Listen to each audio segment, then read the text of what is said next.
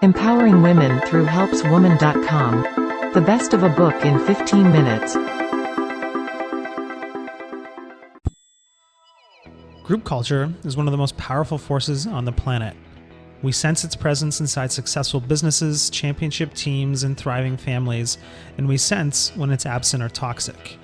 When we look at these organizations, we tend to focus on the people immersed in the culture to gain insight.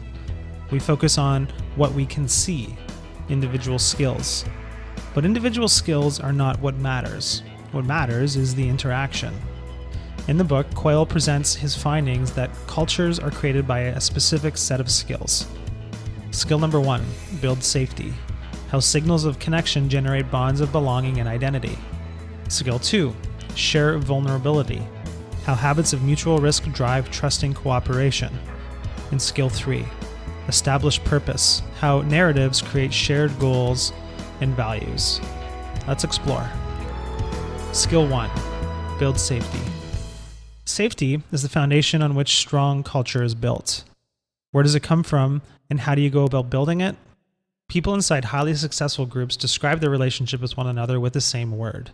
Not friends or team or tribe, but family. What's more, like families, much of the communication is nonverbal, supportive belonging cues. We use signals long before we use language, and our belonging cues possess 3 basic qualities. Energy. They invest in the exchange that is occurring. Individualization. They treat the person as unique and valued. Future orientation. They signal the relationship will continue. These cues add up to a message that can be described with a single phrase. You are safe here. You see me. How to build belonging. A misconception about highly successful cultures is that they are happy, light-hearted places. While they are energized and engaged, at their core, their members are oriented less around achieving happiness than around solving hard problems together. This task involves many moments of high candor feedback and uncomfortable truth-telling when they confront the gap between where the group is and where it ought to be. Researchers have discovered that one form of feedback boosts effort and performance so immensely that they deemed it magical feedback. One simple phrase. I'm giving you these comments because I have very high expectations and I know that you can reach them. None of these words contain any information on how to improve, yet they're powerful because they deliver a burst of 3 belonging cues. You are part of this group is special, and we have high standards here. I believe you can reach those standards. How to design for belonging. Coyle goes into detail of his interactions with Tony Hsieh of Zappos and Hsieh's ability to develop belonging. He describes how at an event, Hsieh comes alive as he moves around meeting people, talking to them, introducing them to Coyle and to others. Coyle highlights how Hsieh had a connection with everyone and, more impressively, sought to build connections between others. Beneath Hsieh's approach lies a mathematical structure based on what he calls collisions.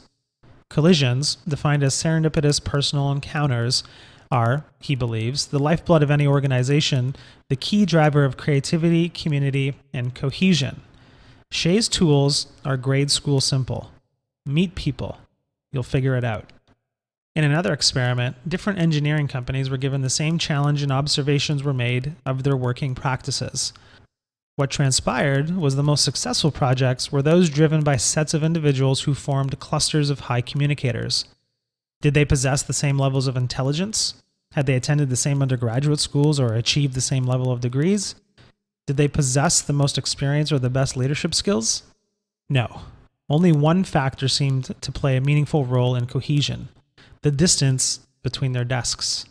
What mattered most in creating a successful team had less to do with intelligence and experience and more to do with where the desks happened to be located. Closeness helped create efficiencies of connection. Ideas for action.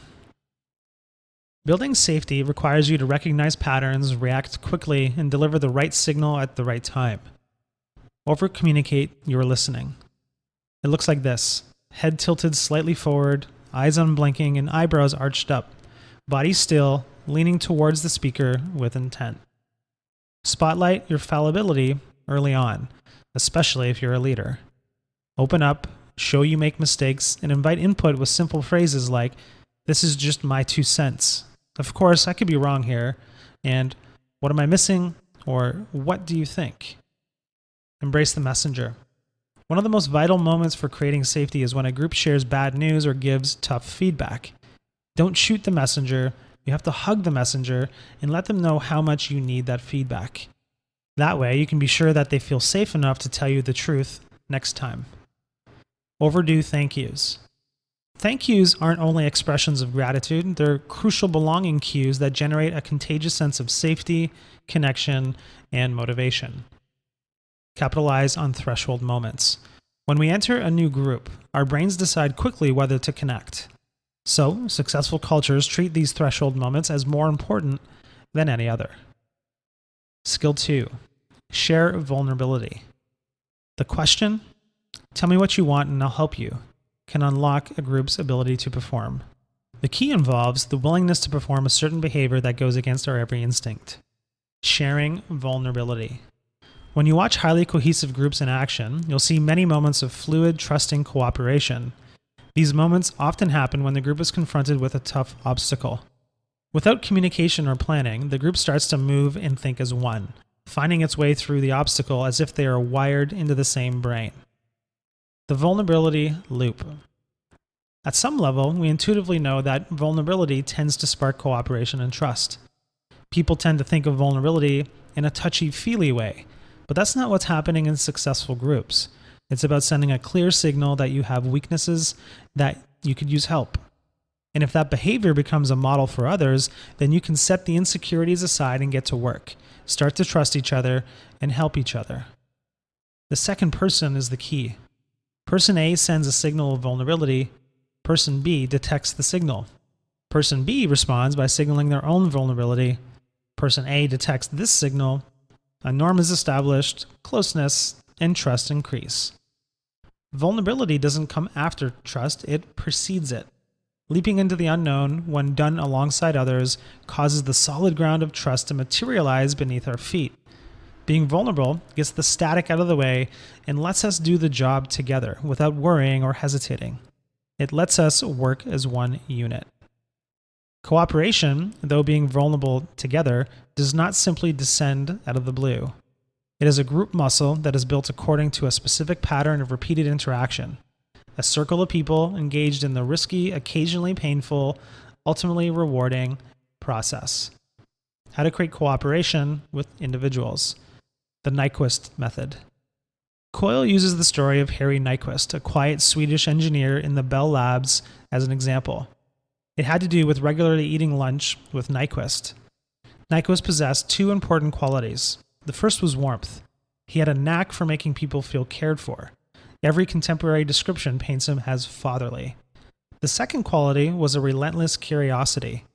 In a landscape made up of diverse scientific domains, he combined breadth and depth of knowledge with a desire to seek connections. Nyquist was full of ideas, full of questions. People in all kinds of disciplines, on all kinds of projects, like talking about their project with someone who's working on something entirely different to put a new light on things. People like Harry Nyquist could capture what someone was doing, throw some new ideas at them, and ask, "Why don't you try that?" The most important moments in conversation happen when one person is actively, intently listening. It's not an accident that concordance happens when there's one person talking and the other person is listening. It's very hard to be empathetic when you're talking.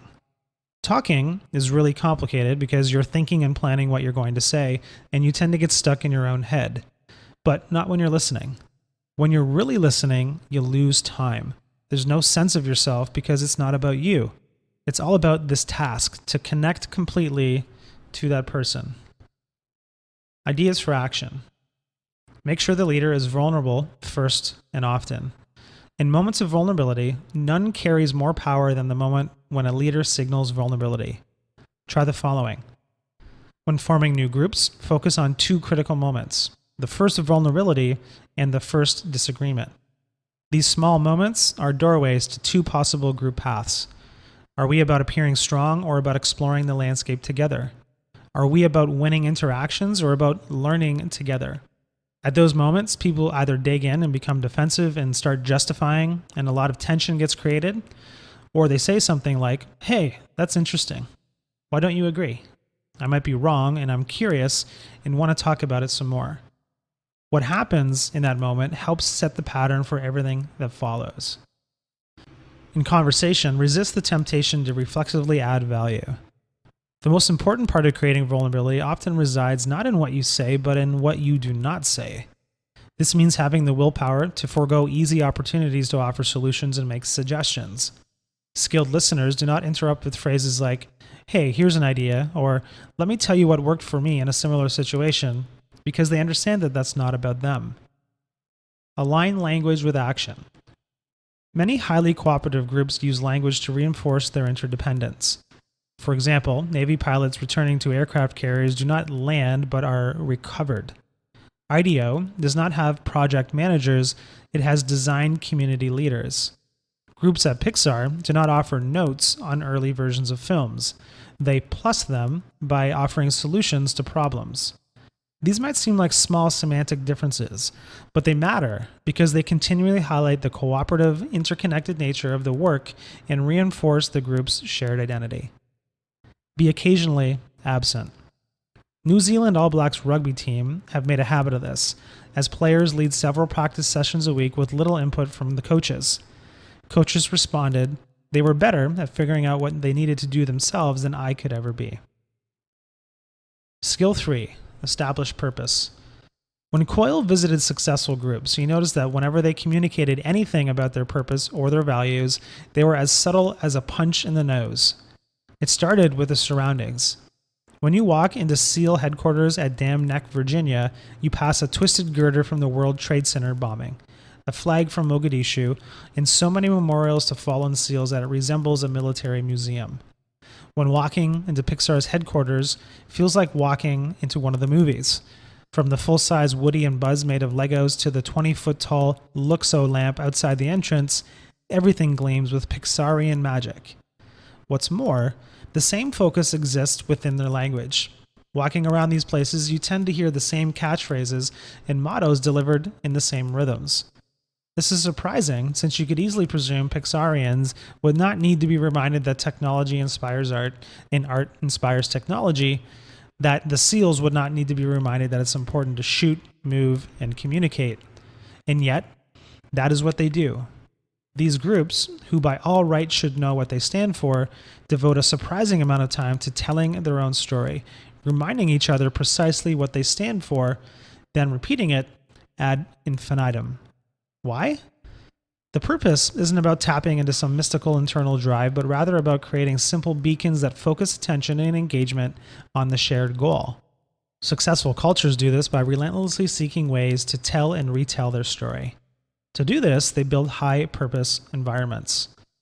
High-purpose environments are filled with small, vivid signals designed to create a link between the present moment and a future ideal. They provide the two simple locators that every navigation process requires. Here is where we are, and here is where we want to go. That shared future could be a goal or behavior. It doesn't matter. What matters is establishing this link and consistently creating engagement around it. What matters is telling the story. When we hear a story, however, our brain lights up, tracing the chains of cause, effect, and meaning. Stories are not just stories. They are the best invention ever created for delivering mental models that drive behavior. High-purpose environments are about sending not so much one big signal as a handful of steady, ultra-clear signals that are aligned with a shared goal. They are less about being inspiring than about being consistent. They are not found within big speeches so much as within everyday moments when people can sense the message. This is why we work.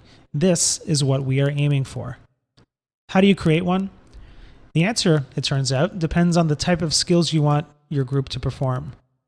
High proficiency environments help a group deliver a well-defined, reliable performance, while high creativity environments help a group create something new.